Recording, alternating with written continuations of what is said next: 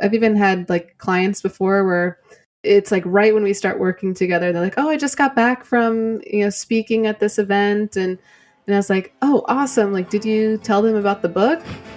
"Oh, no, I didn't think about that." And I'm like, "Okay, cool. Next, like, it's happened. Don't ever do that again. It's in the past. But the next one."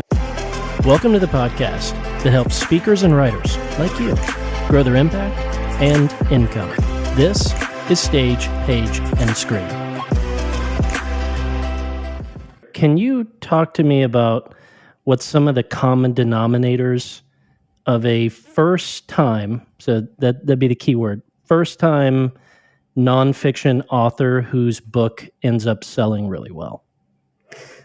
Okay, so common denominators of a nonfiction book that sells well from a first-time author.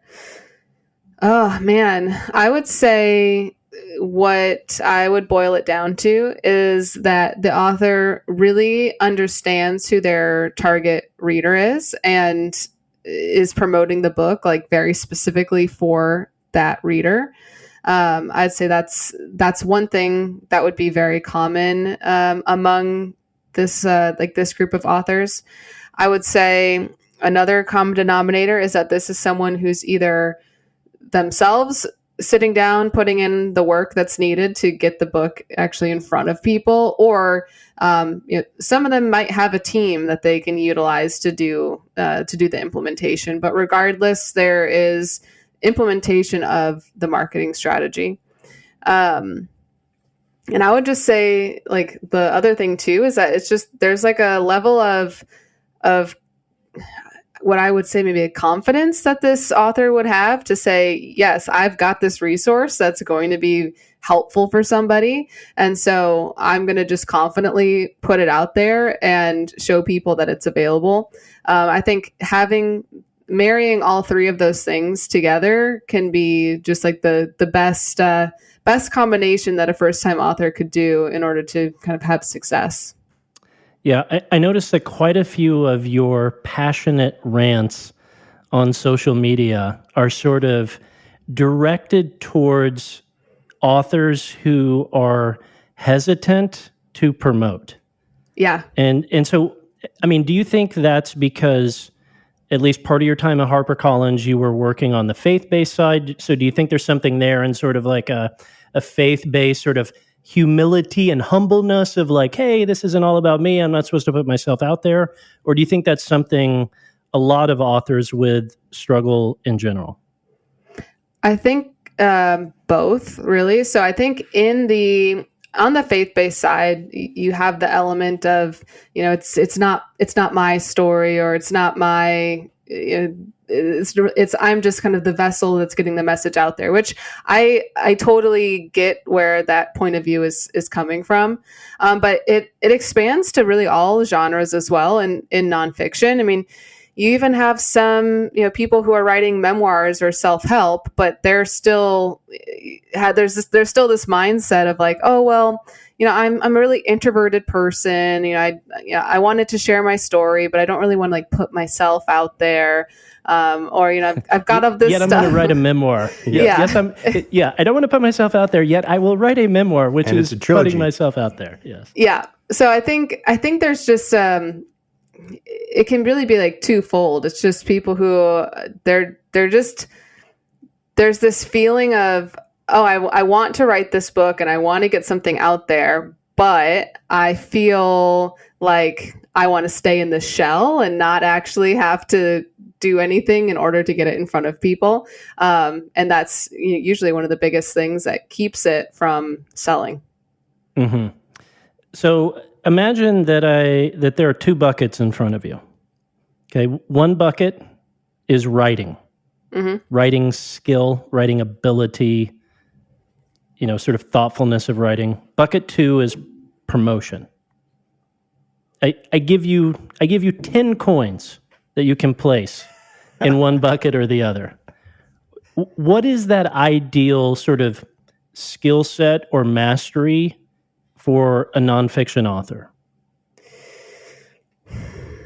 I think I would say probably 3 bucket let me start by saying it might just depend on what genre of nonfiction. So you've got, I would say if it's memoir, you've really got to have a good amount of coins, like to use the metaphor, in the writing bucket, because a memoir will usually read very much like fiction. So it should be, there should be a lot of emphasis on the writing.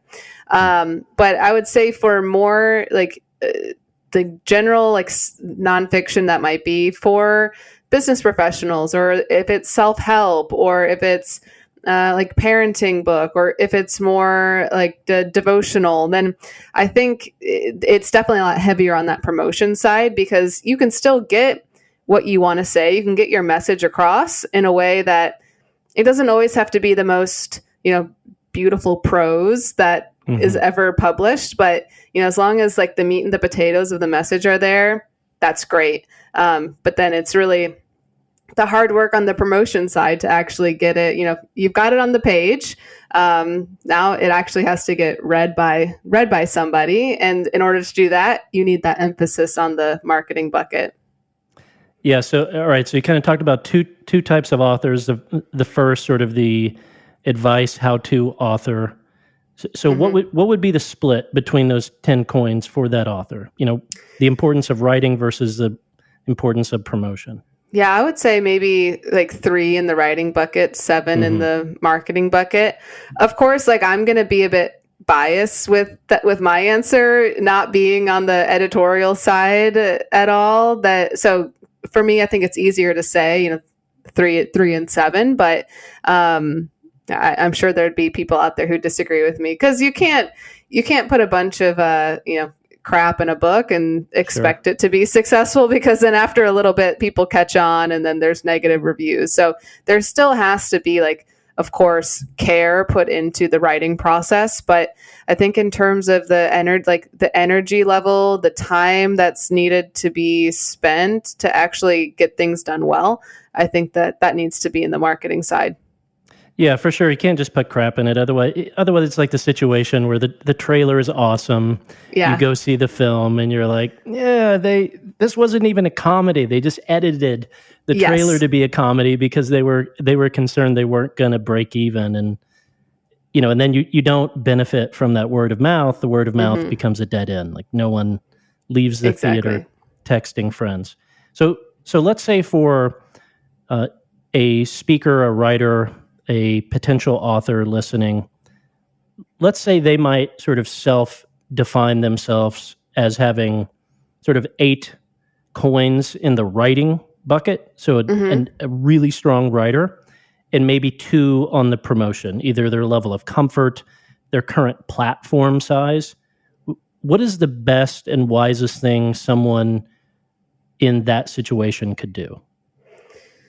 I would say in that situation, the best thing to do is just start somewhere. Even if it means saying, all right, I'm just going to take at first maybe 1 coin over to the marketing bucket and say, I'm going to commit 1 post a week on maybe whatever social media platform they're on, even if it's a smaller platform. But just say, all right, if I can just start doing once a week, that's better than where they're starting at, which is probably 0 times a week or maybe 1 time a month.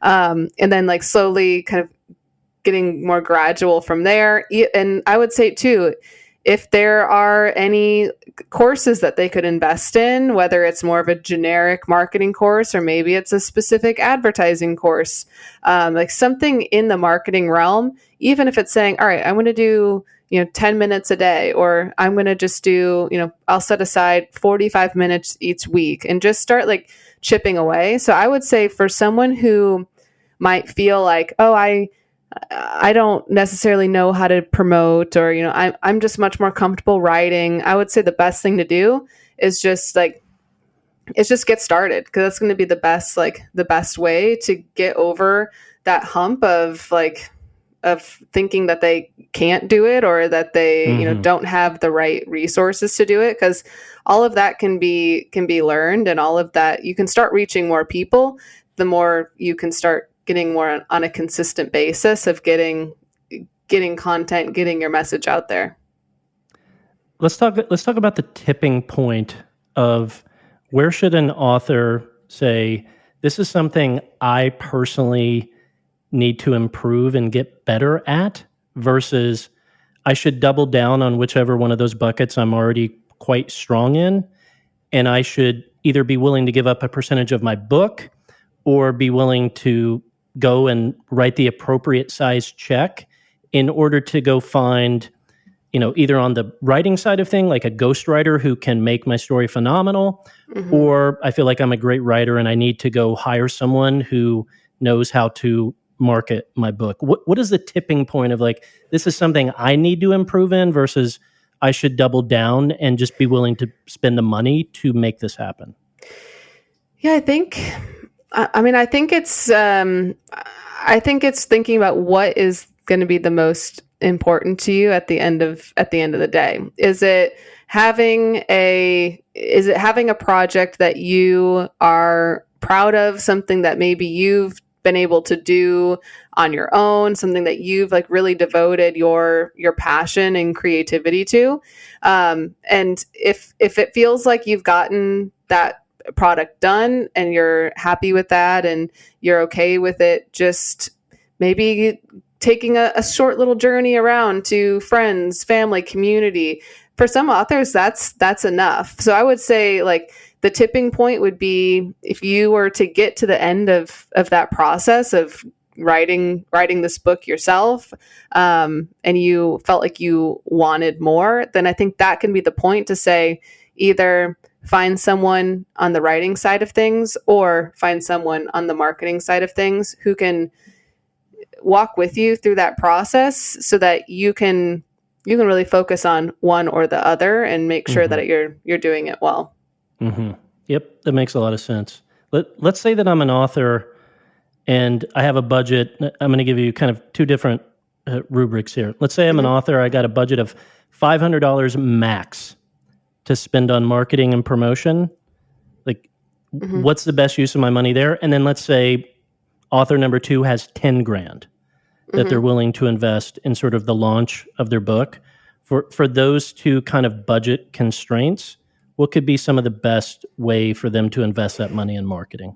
Yeah, I think for a smaller budget, then you really have to think what are going to be some of the organic strategies that are going to work and really take this like the farthest. So saying, I would like taking a look at what are resources that I could find that are going to help me get better at some of this organic strategy. So if you're in the business, leadership, professional space, are there courses or or coaches for LinkedIn content or like personal branding on LinkedIn?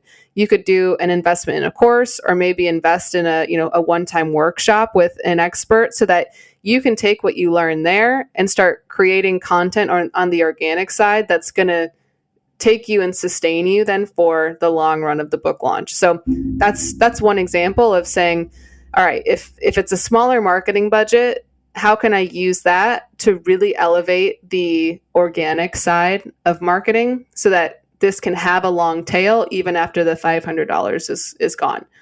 I would say for someone who's got that larger, like a $10,000 budget, I think it starts depending on what are the goals then for that author. Is it getting more media exposure on like more traditional medias like TV or magazines? Because then you could look at hiring a publicist or a PR firm. If the goal is to really try and maximize getting more people on your email list so you can continue to sell, maybe on the organic side down the line is, connecting with like a Facebook ad expert and really work on getting leads coming in so that they can continue selling their book down the line. And then for some authors, it might just be finding an agency professional who can really help with the full scope of the book launch and saying, all right, I might need someone who can help me a little bit in all of these different areas. So, I might need someone who can help me figure out, Amazon strategy. I might need someone who can help talk me through, social media content strategy. So I think it's either finding one particular area that you really want to find, maybe some of the best in terms of agencies to help you achieve a goal of media exposure, email leads, or finding someone who can really help you for more of that well-rounded book launch experience where you're getting a little bit in all of the different types of marketing strategies, that it can really give your book the biggest splash right at the beginning, but also give you strategies that you could maintain down the line for additional organic visibility. So we have a bit of context. Can you share, I mean, if you're aware of this number, kind of dependent, sort of what the average book promotion budget would be for a major publisher? You know, we kind of anecdotally hear about movies, you know, if they have a $10 million budget, they also tend to have a similar size budget that they use for marketing and promotion. Is that sort of equation hold in book publishing, or is it just on a book by book basis? There's usually there is like a slight equation. So it's what you might like acquire the book for, or what the projected 12-month revenue for a book is, and certain percentages from there. But it can sometimes vary a little bit book by book, and it varies too by publisher. Some publishers have a pretty consistent marketing budget, while others it might vary a little bit by book. So you might have some publishers where they're working with $1,000 marketing budget for a book, but then there might be some publishers who they're spending anywhere from like 30 grand, 50 grand on a singular book marketing campaign. But usually it's relevant to what the anticipated 12-month revenue is. So it can be tough to really figure out what the different publishers are doing, but it gives a bit of a look at the varied scale and scope of some publishers have a lot to invest, and some it's a smaller amount, and there might be more. I think it's just sometimes a testament to how even with a publisher, there still needs to be a lot done on the author side to really get the book out in front of people. I think that's a big misconception is, oh, I'm signed with this publisher. Cool. I can just sit back, relax. Like my book's just going to automatically start selling. And readers don't buy a book from a publisher. They buy it from an author. So there's still that level of a publisher can take it so far. And then there's really still work needed on the author's end to really connect with the readers and sell it kind of through their own channels. So if I'm an author, and let's say, I mean, a lot of folks are going to be self-publishing as well, but let's say I'm someone who's interested in or, has an opportunity for traditional publishing. Let's go back to those two buckets, but now let's change the label of the two buckets. Sort of, what percentage should I view the marketing and promotion of my book as my responsibility? Is that 80%? Is that 90%? Is that 50% versus the publisher's sort of responsibility of that? What is the healthy and wise way to look at that? I would say 80 or 90% would be author responsibility, honestly.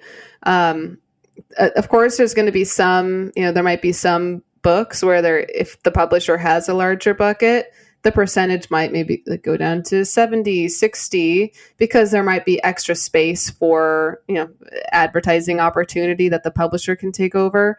But in terms of just like reach and organic marketing, that all falls on the author, because there's only so much that a publisher is going to be able to do on the organic social media side, and really hopefully they're training the authors on what they should be doing, but again, still it's probably 80 to 90% down to the author to really maximize the potential for their book. Have there been any, either when you were at Harper or now, you're independent, you're a book coach, book marketing consultant. Have there ever been any authors that you worked with that they had this marketing idea, this promotion idea. They brought it to you and you thought, that is the dumbest idea I've ever heard in my entire life. Please, under no circumstance, do that. And then they did it anyway, and it ended up working. Oh, that's a great question. None come to mind directly, but there have been some crazy ideas that have come up. Not necessarily ones that I was like, oh, that's never going to work, but back in, I think it was probably like 2016, we had launched, I think at the end of 2015, one of Jen Hatmaker's books, For the Love. And the next spring, we were coming up to Valentine's Day, and we were like, okay, what can we do for then like a second push? It's maybe been 4 or 5 months since the book came out. So I think the idea that kind of came out of it was, what if we set up this process where we allow people to sign up to receive a free book? Like, it's just this form, and if you want a book, you just put your name in the form. And then a few days later, we say, okay, we've got this many people requesting a free copy because, for whatever reason, maybe financial, maybe just timing, they weren't able to get themselves a copy. And she's like, I know you guys are going to, like, I know that my people are going to come through and let's help get these people who want a copy of the book. And each one was matched. And again, it was like, I mean, it was a great way, one, to for her community to really celebrate how just the type of people and the type of reader that she attracts. Yeah. It was definitely helpful for book sales. As a publisher, we were like, okay, sweet. Like, if we can do that, that's awesome.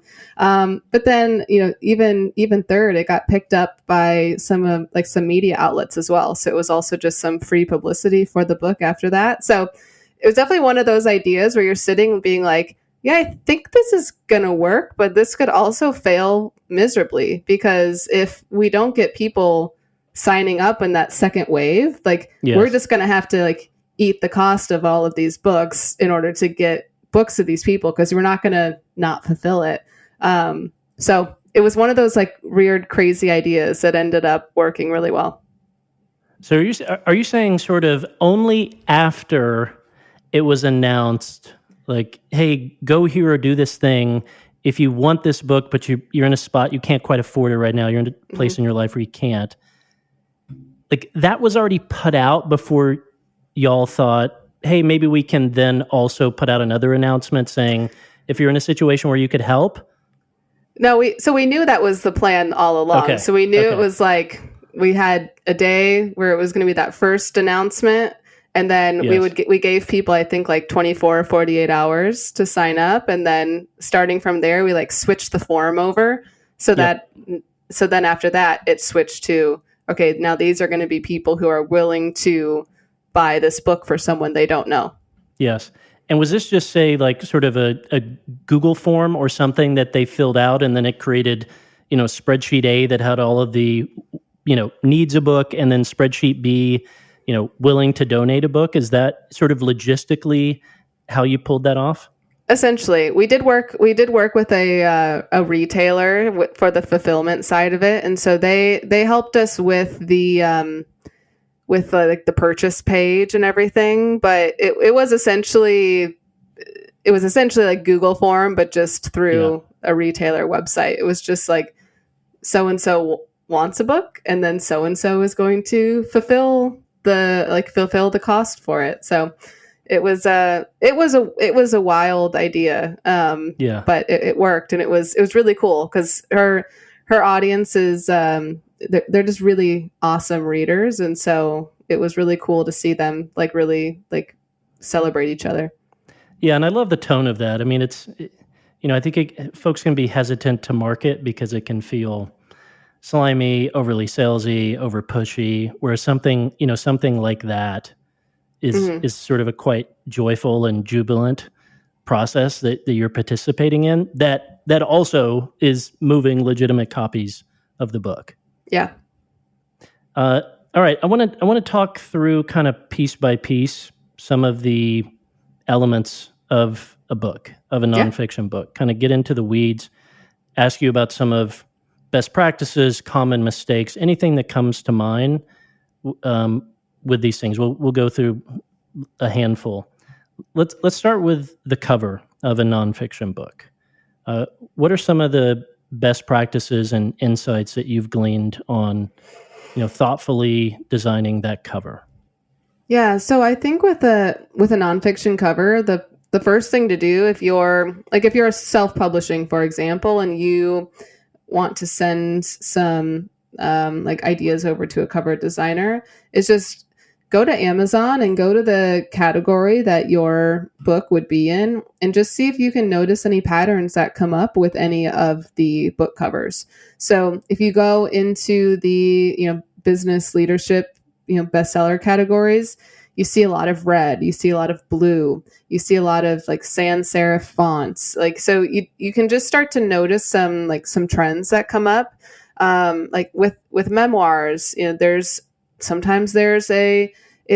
comes from an old photo from the author's past, and they're able to make it very artfully, they'll put it in a kind of a cool way, add some text over it. So you can start to pick up what other books in your category are doing to make it seem like, oh, I'm looking at this book, I can tell just kind of by the fonts, by the colors, by the designs, like that's a business book. Or, oh, I can tell that this is a self-help, a self-help book, or maybe a devotional. So I would say for a cover, those are some of the first things to take a look at, because if you're, and I've seen a nonfiction book with a cover that looks like a thriller fiction novel. And I was just like, that's so confusing. So, I mean, the book itself, for all I know, could be excellent. It could be like an excellent resource for its intended target audience, but that audience is probably just going to scroll right past it if they see it, because it looks like a fiction thriller. So, right. Why would you even stop? This got categorized incorrectly. What happened? Exactly. So I think there's definitely some mistakes that happen just because it's like, oh, I think that would be cool. But then if you're not paying attention to the trends, you can make your book look like it doesn't belong where it should belong. Because we all make some pretty quick decisions when we're looking at a book cover, no, or oh, that seems interesting, and then it causes you to read the description. So that's one. I would say two, especially if you're self-publishing, but even on the publisher side, this is less in the author control, more in the publisher control. But get several different comps for your cover. There's a platform called 99 Designs. I think it's owned by Vista.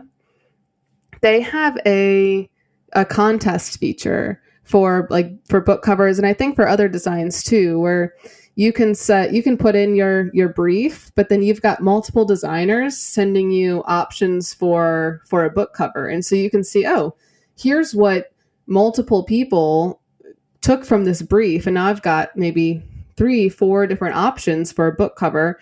You can send those around to readers who are on your email list. You could send it out to people who might be in your network who understand your target audience, and ask for feedback of, which of these do you like the best? And that way you can get a little bit of market research in before actually, landing on the final decision and putting it up on a retailer site. So I would say those are kind of two things I would recommend. Is one, just look at the genre, and then two, get multiple design options if you can.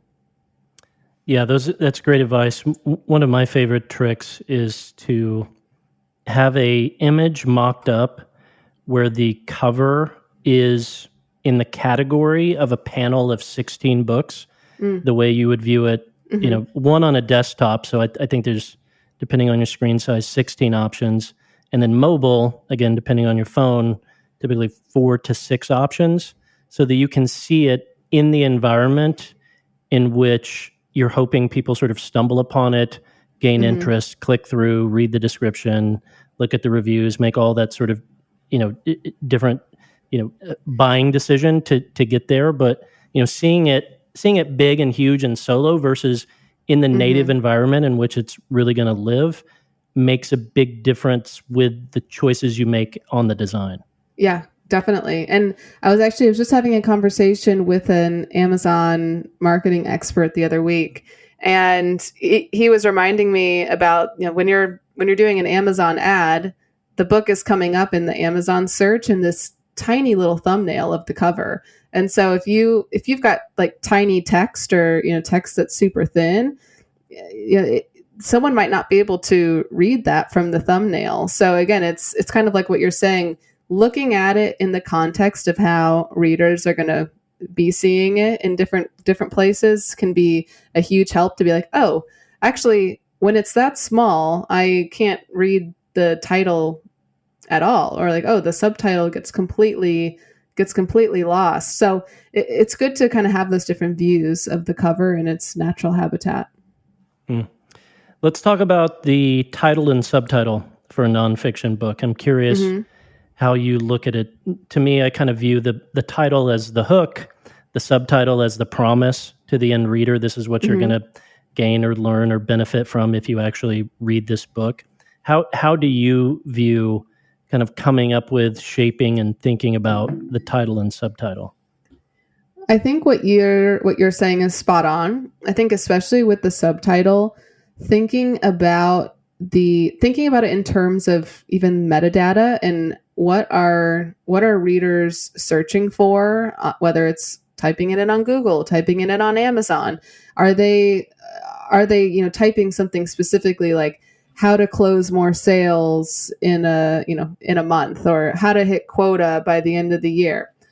Again, super, super broad, probably not great subtitles for a book, but at least it starts to like get you thinking a little bit more of how can I now take maybe some of these search terms or these maybe like key phrases and formulate that into a subtitle that's going to make sense for my book. So yes, it's got the promise, but then it's also got some of the metadata in there as well to say, okay, how can we start capturing people organically through search with the subtitle with some keywords here, because sometimes it's just you'll see something like, oh, a story of love, and it's like, okay, probably not what I would pick for a subtitle. That's the thriller you mentioned, right? That's the thriller you stumbled upon. Yeah, exactly.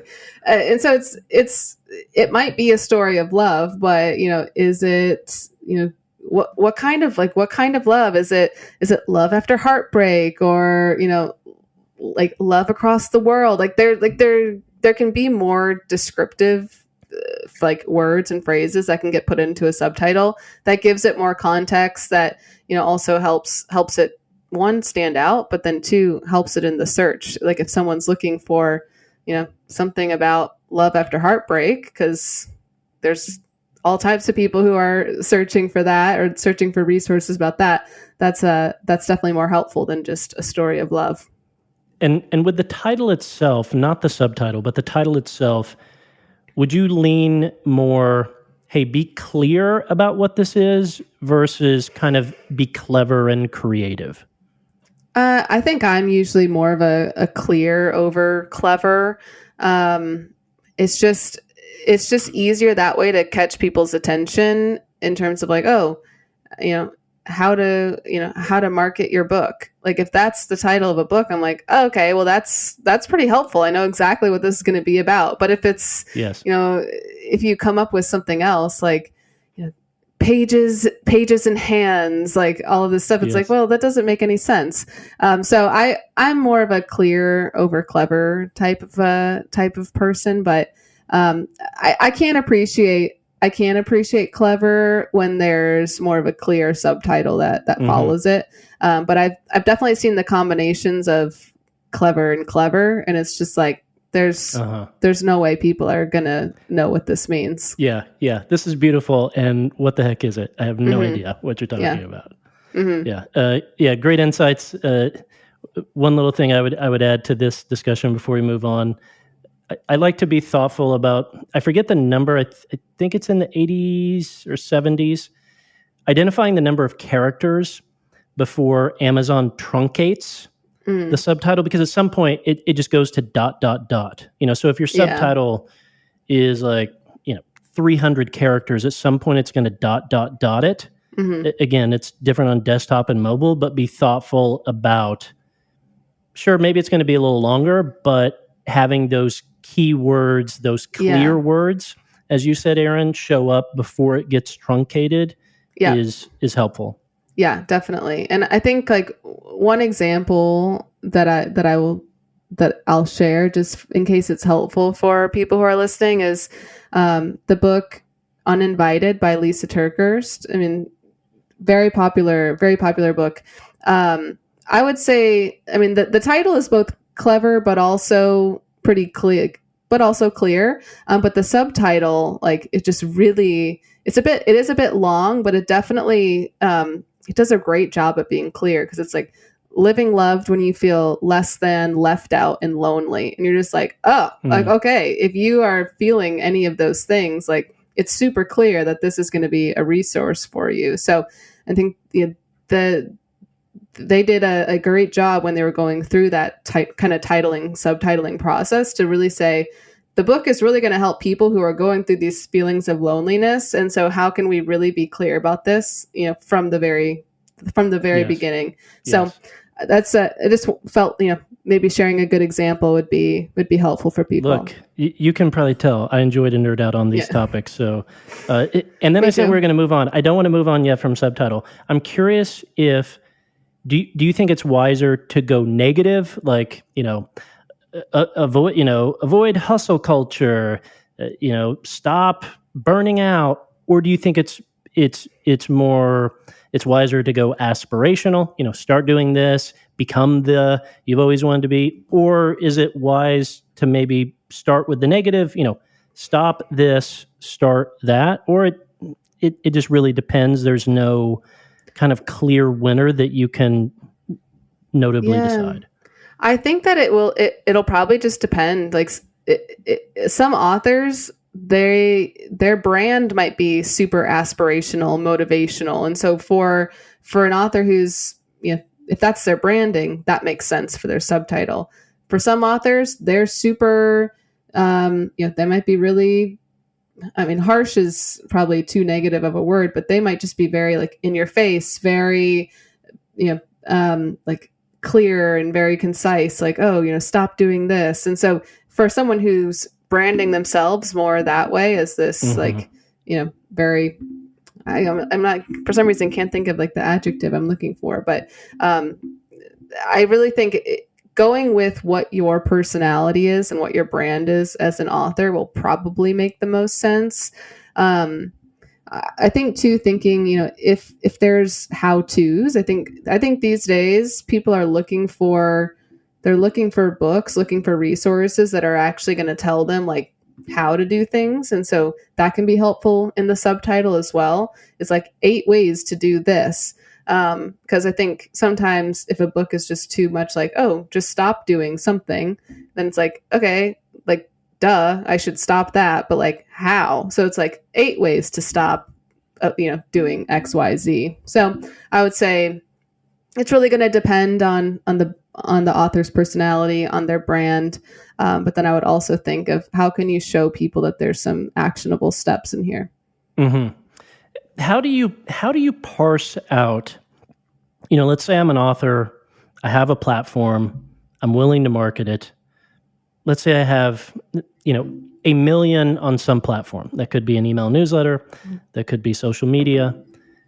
But at some point, hopefully, I'm going to sell past 1 million. Meaning at some point, I'm going to sell past my people that are already familiar with my tone, my voice, my personality, my style, my brand, and what I do. So as we're thinking about these different elements, cover, title, subtitle, how much should I be thinking I'm making this for my people versus I'm making it for almost like a lookalike audience of my people that aren't yet my people yet, but I think could be if they were to stumble upon this book?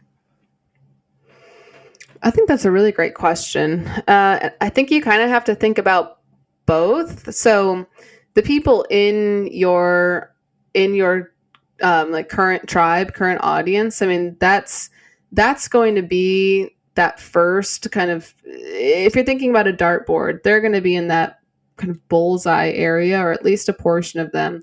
And so that's really got to be the first zone that you're thinking about in that first group of people. And then what will apply to them will likely apply to the broader you're getting out on this dartboard. It should still be applicable.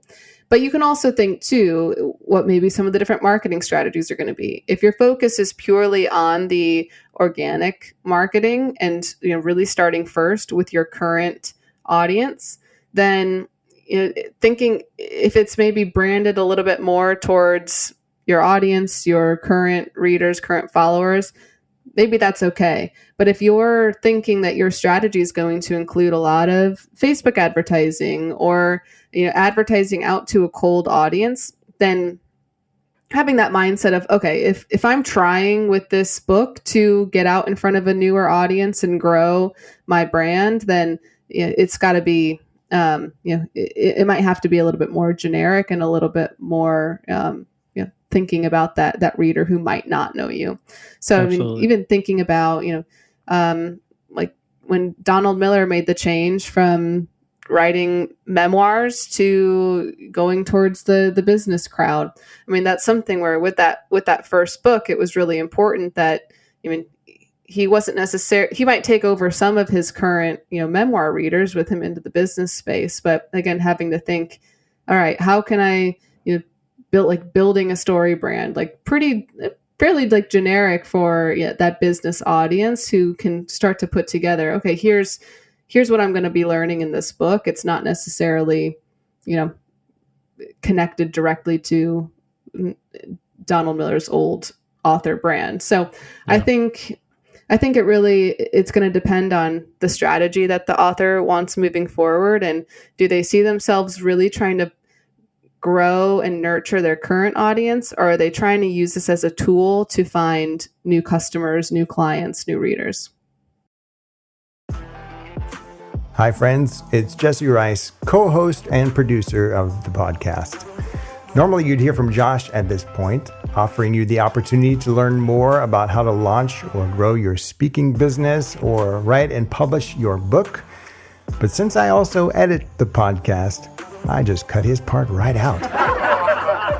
That gives me the opportunity to do the pitching, but from the perspective of someone who is a former student of the program and someone that has benefited tremendously from the wisdom and experience and the countless practical insights that make the stage, page, and screen training program so powerful. Look, Josh isn't paying me to say this. I do it for the community service hours.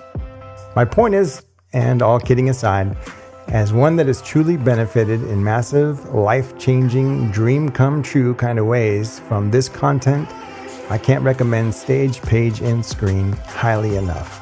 And I really mean that. To go and learn more for yourself about making your speaking and writing dreams come true at stagepagescreen.com. That's stagepagescreen.com. Now, back to the show. Let's talk about the table of contents. Mm-hmm. So I stumbled across this recently. This is fascinating to me. According to the Journal of Consumer Psychology, they did a study where they set up cameras and they, I guess, tracked the eye movements of buyers in bookstores and sort of what they browsed, what they looked at, picked up, flipped over. It found 64% utilize the table of contents to influence their purchasing decision of a nonfiction book. So super interesting. What is it about? Because I imagine folks could think the table of contents, that's where I just put introduction, chapter 1, chapter 2, chapter 3. What is it that's so crucial about a table of contents? And what do you make of a study like that? What is it that that random person who's coming into a bookstore online is trying to assess when they're looking at that table of contents? That's a really great question, and that's a really interesting study too. I think that what a reader is looking for is, with a nonfiction book in particular, is like, is this going to help me? Like, I am at point A. I want to get to point B, and I don't know how to do it on my own, so I'm trying to find a resource. Is this the one? And looking at giving a browse to the table of contents can usually be a pretty quick yes or no. And I think just the nature of consumerism is we kind of want to know things pretty quickly. And if you can't find out there, it's like, I don't feel like paging through this book and trying to find all the different chapter titles. So I'm going to move on to the next one. So I think having a really clear, like, using that space to really clearly show a reader, like, this book is going to help you get to where you want to go by covering these different topics. And it's actually really funny that you bring up the table of contents, because I was on, just like 2 hours ago, was on a call with a client. He was telling me, he was talking to an old colleague of his and telling him about the book that he's releasing. And he was talking through the table of contents, and like within the next minute, he goes, "Wow, I just went to Amazon and bought a copy, and all you've told me was the table of contents." He's like, I was sold by you telling me that. And you're sure it's someone that he's connected to, someone in his network. But I mean, even aside from that, like, the fact that all he had really done is just talked through the table of contents, like, really speaks to, okay, that's a pretty powerful tool. If someone in the 60 seconds of having the conversation about the book has gone to Amazon and, pre-ordered a copy, that's saying a lot. So it's funny you bring that up today, because I just had that conversation. So it's important. Yeah, it's something I'm quite obsessive about and think about quite a bit. I also think it's an opportunity to kind of pay or begin to earn trust with that subtitle, because the subtitle kind of needs to be a bit audacious.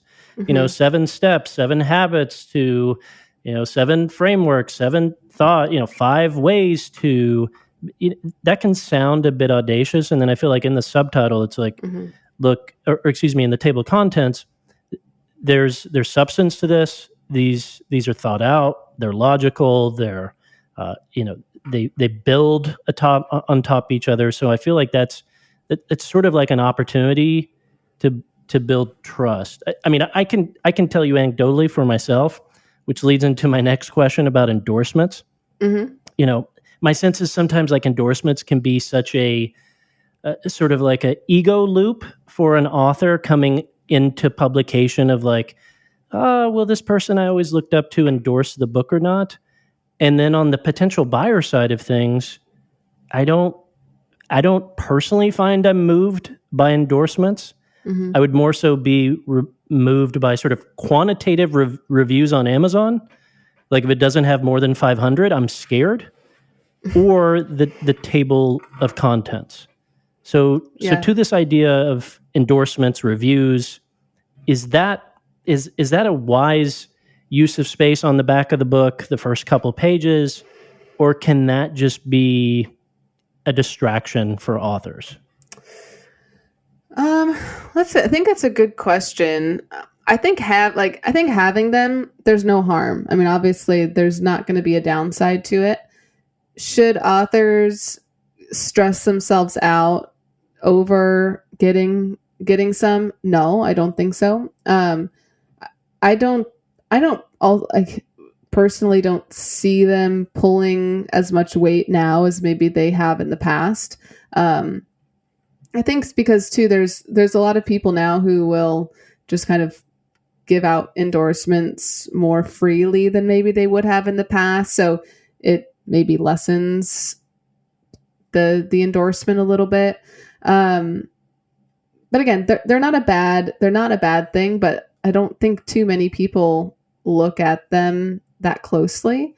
So if it's between spending 2 hours trying to track down people that you might have like a second degree connection to, and asking them for an endorsement, or spending 2 hours writing like a month's worth of content that you can be using for book promotion. I would go with the latter.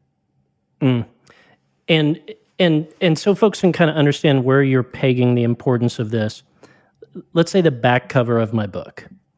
Should I have nothing but reviews back there, or would I be better spent kind of extrapolating the idea of the book a little bit and maybe having one kind of my most weighty review there? I think having one is fine. And I think, especially if it is coming from someone who is maybe like well respected in a field, or maybe someone who is fairly high profile, I can see that being a good thing to put on there.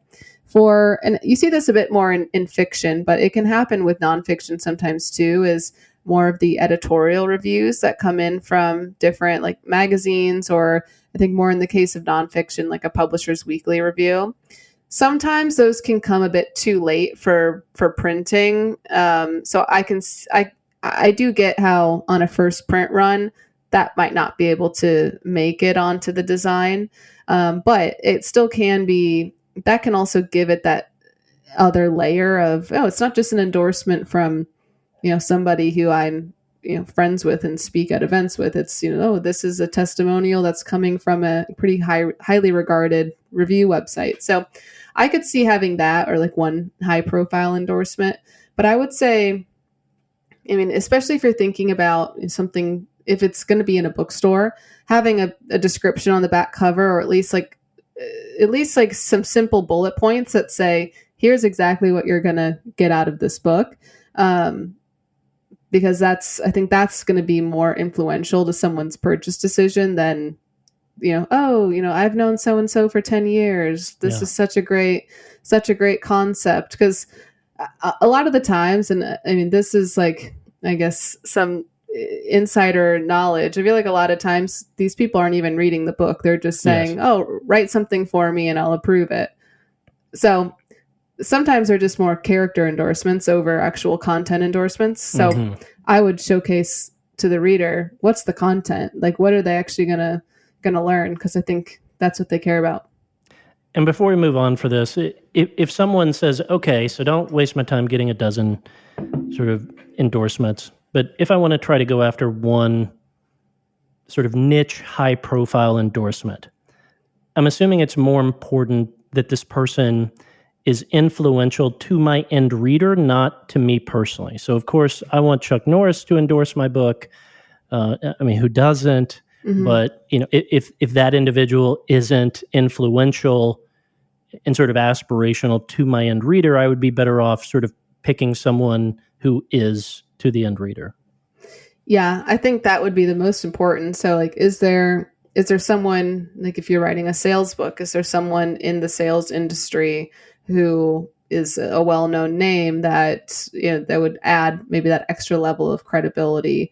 If you're writing maybe in more of even like in an academic space, are there professors at universities like Harvard or Brown or Yale that that would kind of capture someone's attention, especially if it's a book that leans more academic or educational? So I think there should be kind of focus more on what's going to matter most to someone who's actually picking up this book. Is it wow, this economics professor at Harvard University endorsed this book on Economics 101. Like, this must be a pretty great resource.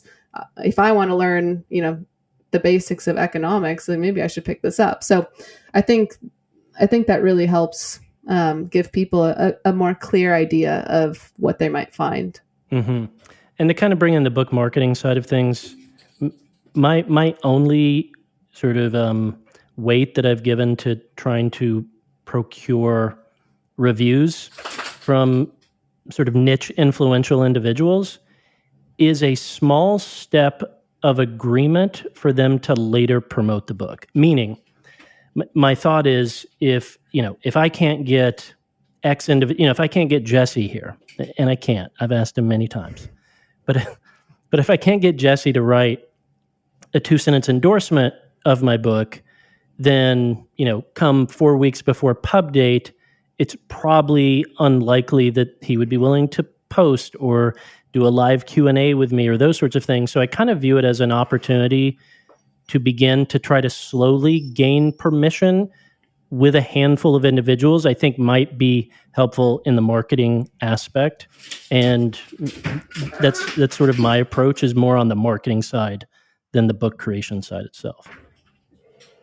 Yeah, I think that definitely like plays a role. And it's not to say that if someone doesn't provide one, let's say 4 weeks out, that's definitely going to mean it's not going to go in the interior or exterior of the book, because then 4 weeks, you've definitely missed that boat. But for some people, it really comes down to, man, I was so busy. I'm so sorry I didn't get to this message. But what can I do to help? So I don't think it's necessarily like, oh, it shouldn't be like, oh, I'm just going to give up completely, but, be able to go back and say, hey, like, I know you might have been busy, but, there's still ways to help support this book. And here's how. Because I think sometimes it could be that social post or an email newsletter that pulls more weight than an endorsement on the cover anyways. So I would say spending more time trying to get that type of like strategy together of, okay, if I can pre-write a bunch of options someone could copy and paste for social media, if I could, pre-write a few different copy, like someone could put into their email newsletter so that someone could just really easily share, probably better to spend time doing that, because that's going to end up reaching more people, and more people are going to see the book if someone's sharing it that way versus if they're just sharing their endorsement for the cover. Let's talk about category selection. I mean, this probably feels most relevant to folks who are going to end up self-publishing.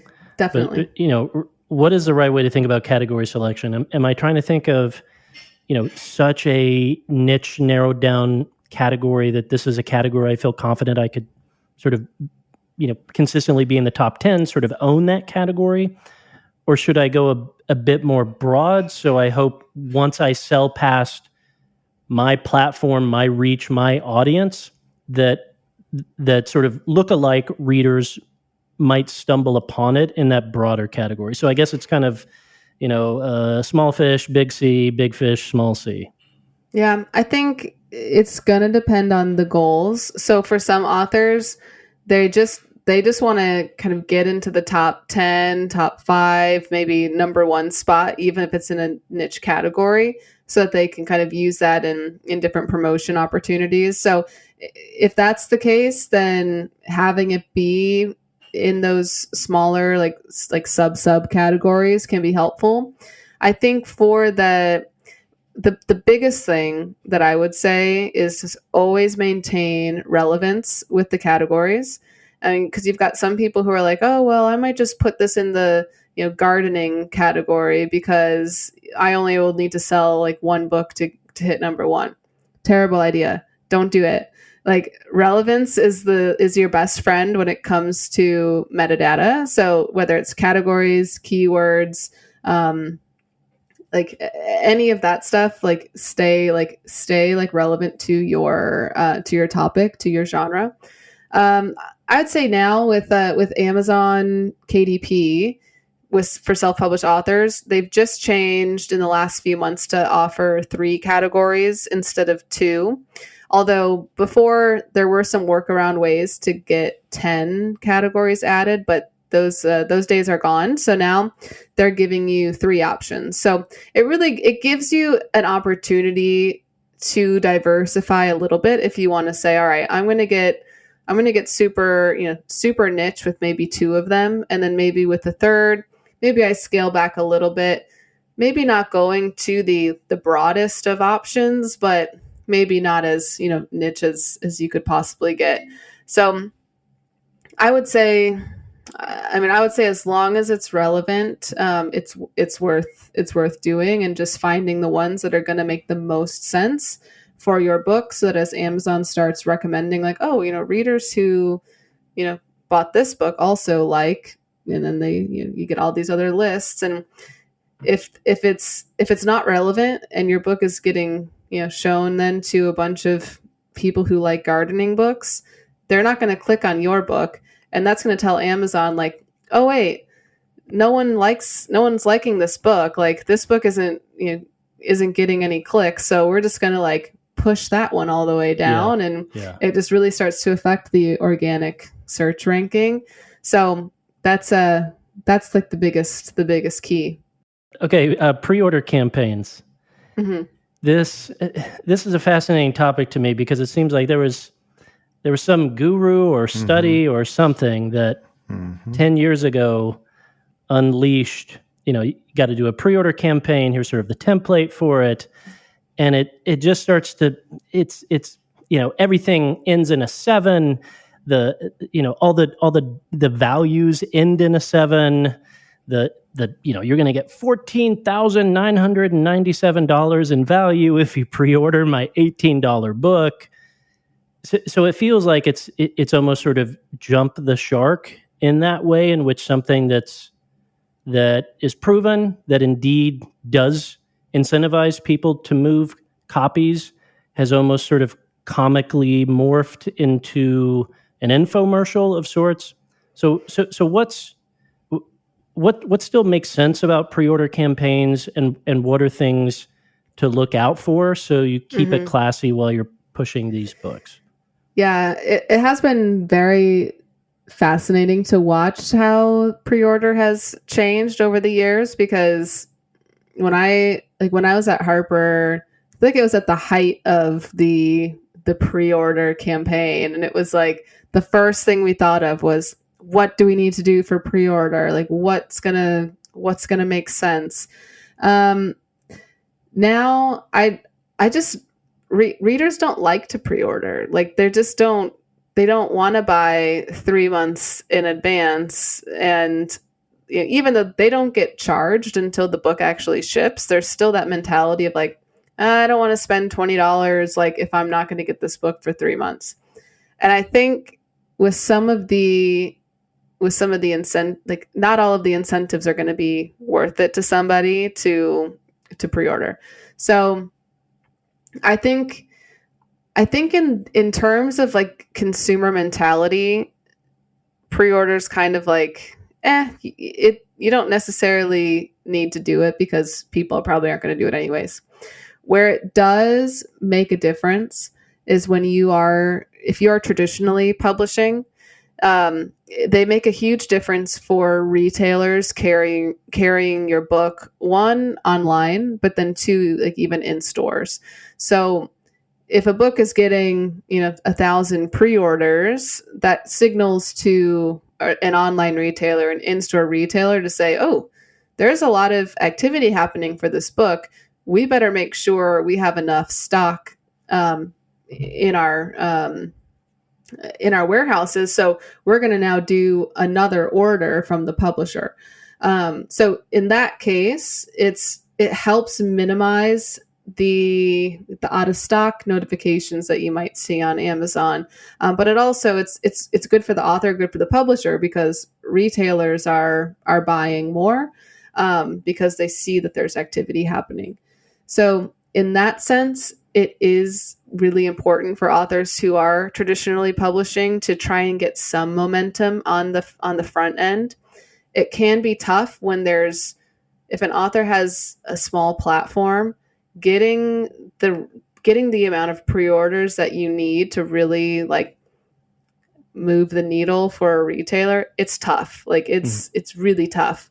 So in some ways it feels a bit unfair for those books to get like penalized, so to speak, because there's a lot of emphasis for retailers on pre-order.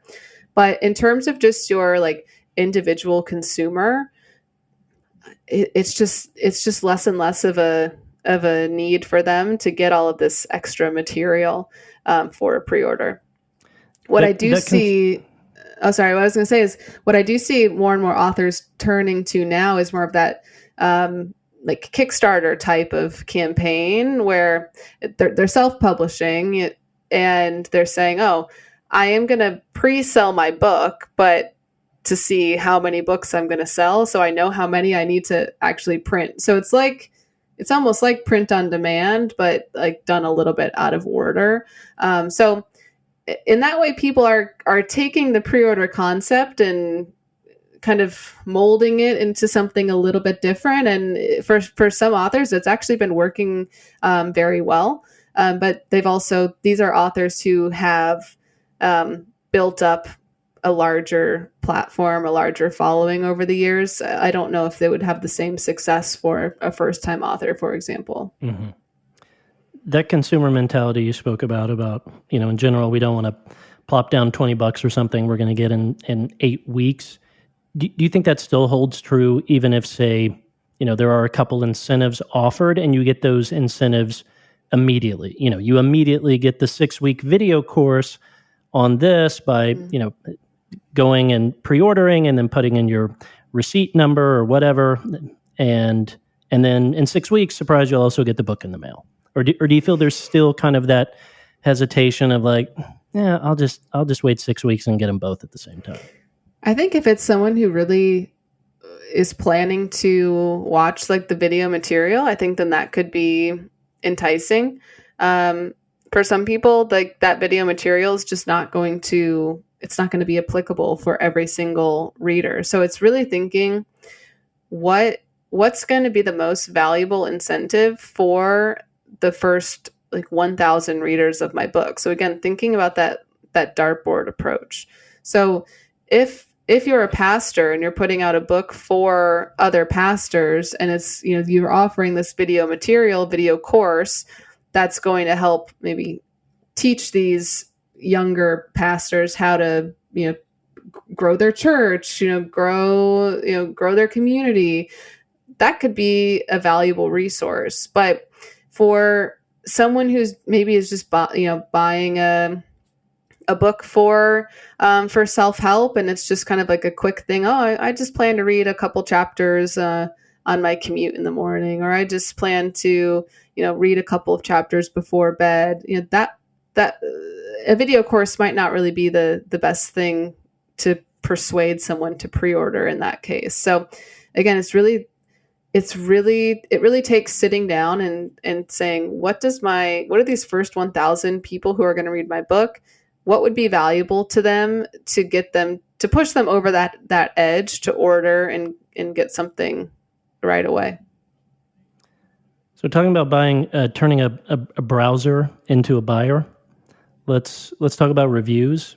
Mm-hmm. Do you have any data points or knowledge from your years being independent, your years working at a large publisher, of what sort of the tipping point psychologically is with the number of reviews a book needs to have before someone goes, why does it have so few? That concerns me. And what are some of the ways in which self-published or traditional authors can be thoughtful and intentional about getting reviews, not just hoping that they come in? Mm-hmm. So I've actually done a few polls about this on LinkedIn, and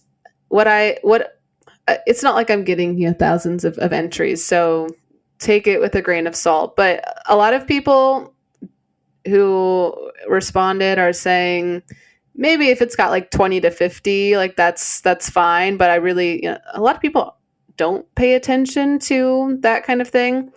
And if it's got 0 or maybe like 5, I think that it might cause like a little bit of like red flag for somebody. But I mean, while it's nice to have, 100 plus, there's definitely readers and buyers out there who that may not be necessary. I think too, in terms of running like Amazon ads, having at least like a couple handful of reviews up there can be helpful, because then you're really trying to get in front of people who they might be searching for the most popular books in your category. So you want to make sure you've got at least a little bit of a base, because if you're going to be competing against, the Harry Potters of the world, you got to make sure your fantasy book has enough reviews. And I know that's a fiction example, but I'm just looking at my set of Harry Potter books in front of me. Jesse's gardening book is a fantasy book. I'm trying to combine that with the Twilight idea and see what happens there. So yeah. In terms of getting reviews, there's different approaches that authors are taking. Amazon in particular, they can be a bit brutal in terms of what they allow, what they don't allow. They've got some pretty strict guidelines. Some people find workarounds for this. Some people just kind of keep it by the book. But I would say the best thing to be doing is just consistently ask people. If you get someone who's commenting or sending you a direct message saying, "Oh, I really loved your book," write back and say, "Oh, thanks. Can you go say that on Amazon?" Or really being direct with people and say, if you've got a launch team who's helping you, so people who are kind of volunteering to help spread the word about your book right at the release, following up with those people, because usually when they're signing up for this team, they're committing to supporting the book in all of the ways possible. And one of those things is leaving a review. And so with some of the launch teams that I've helped manage over the years, it's actually sending individual Facebook messages or individual emails to sometimes 100 plus people who are on this launch team and saying, "Hey, noticed you haven't left a review yet on Amazon. If you don't mind, taking a couple minutes to do that, that would be great."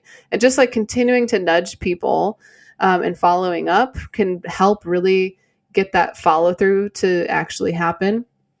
And there's some other review sites as well that are helping authors get reviewers in ways that meet Amazon's guidelines and other guidelines. So those can be helpful resources. They're not always going to give you, tons of reviews, but it can help give that, extra, that next handful that you might need to put you from 45 to 50, or it might help you get from 53 to 65. So you never know if, what the little efforts will start paying off, over time.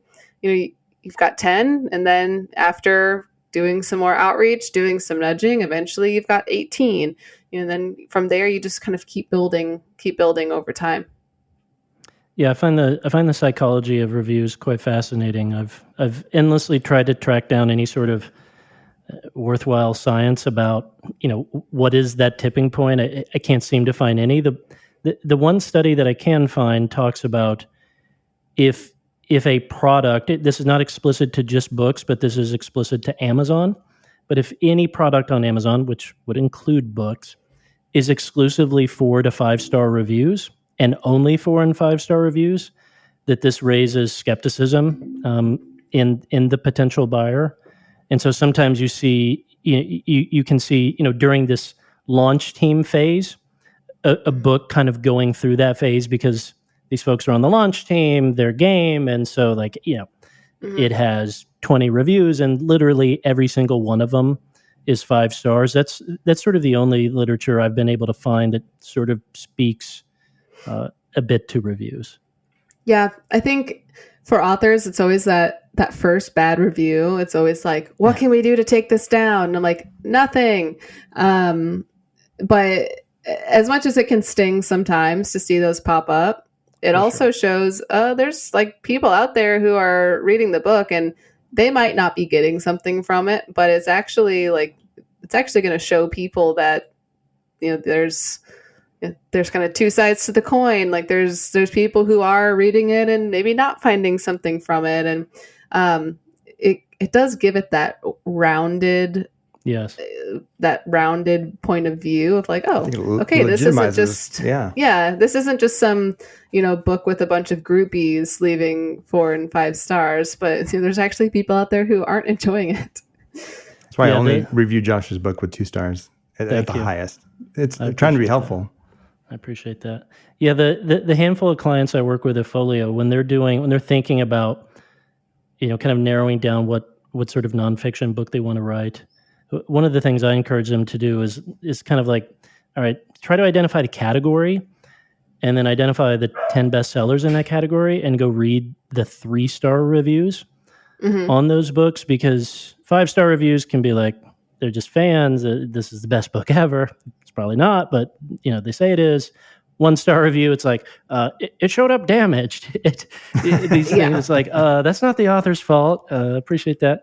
But the 3-star reviews tend to be, this part of it was great. However, it was missing practical application, or it was heavy on the science. Light on sort of any emotional appeal. So I find like those are places where, as an author, you can begin to say, okay, I want to be in a category that's proven, where people are actually buying books, but here is the gap in which I can try to occupy, from reading these 3-star reviews. Yeah, I agree, and I think like that happens. I think a lot where you get people who, it's maybe more of a technical book, and someone's picked it up hoping to have a less technical reading experience, and so it is tough, because then it's like, well, you've very clearly picked up the wrong book, because if you read the description, you would see like this is promoted as like technical writing skills, but so yeah, I think going in and seeing, okay, this is what people in my target audience are actually wanting and what they're looking for. I think you're exactly right. It gives you leverage to figure out how you can actually write and put out material that's gonna, like you said, like fill the void. Mm-hmm.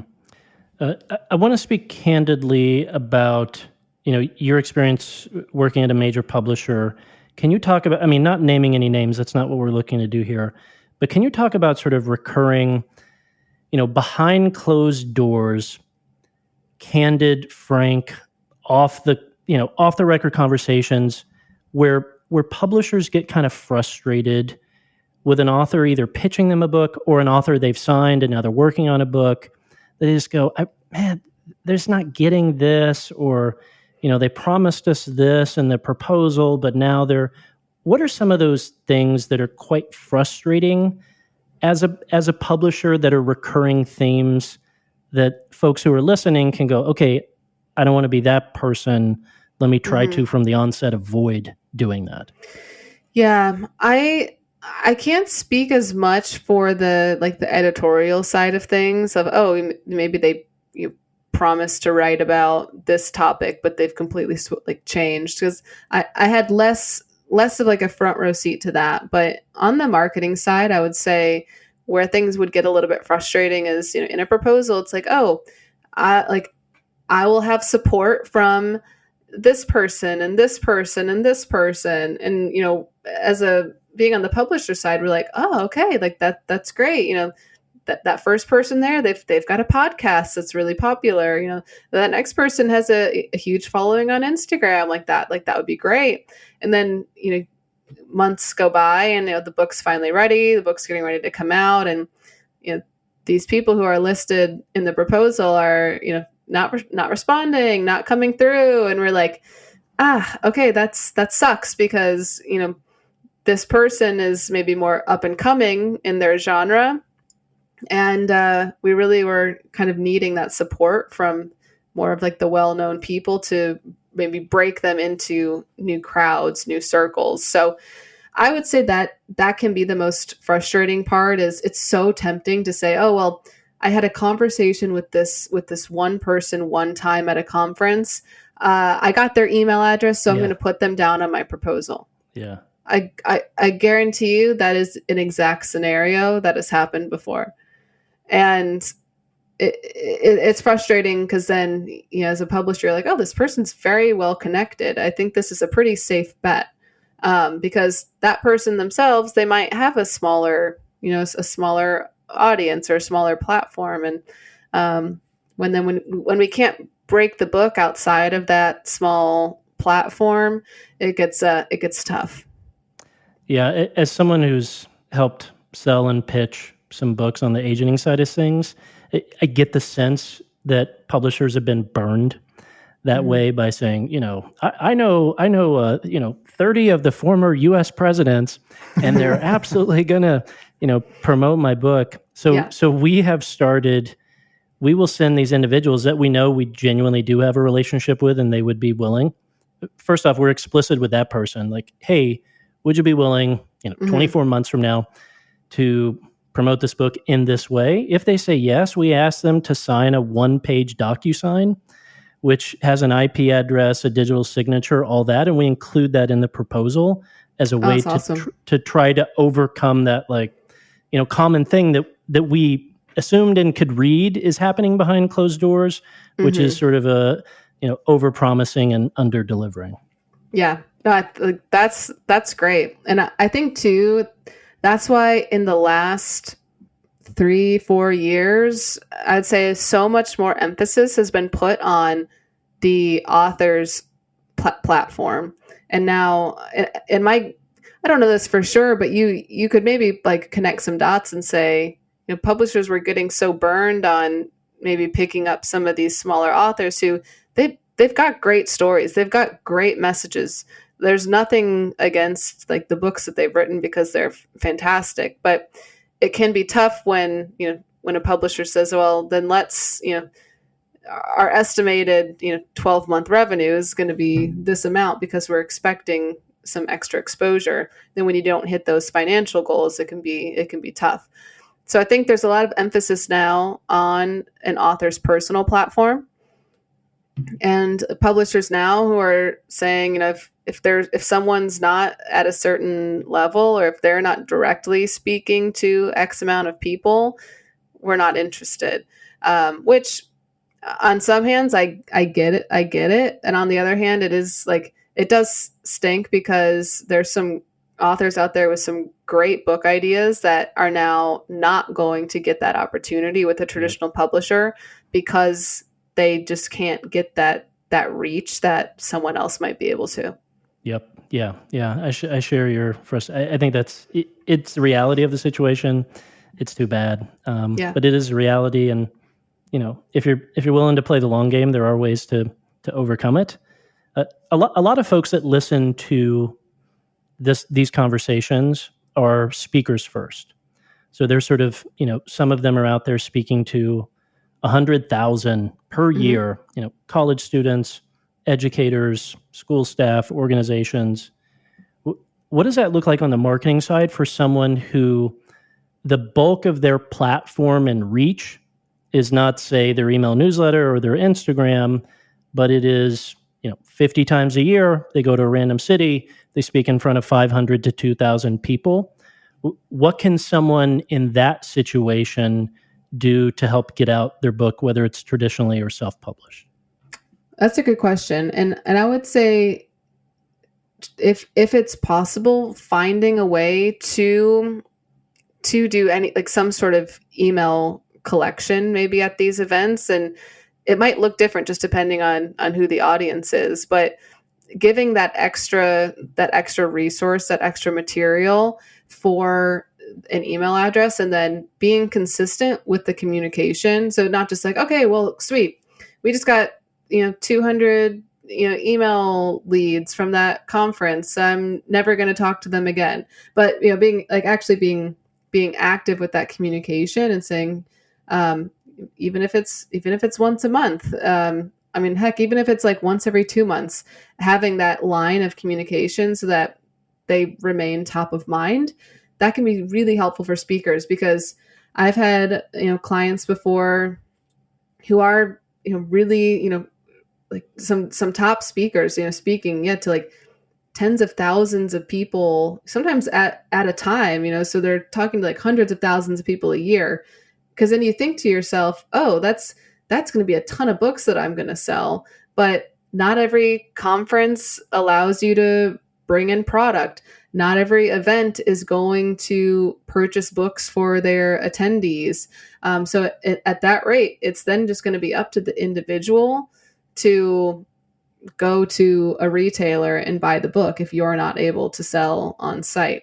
And so the best way to do that is just to, make that call to action from the stage. But if you're not at the book phase yet, having that call to action to get that extra free resource and keep in communication with these people.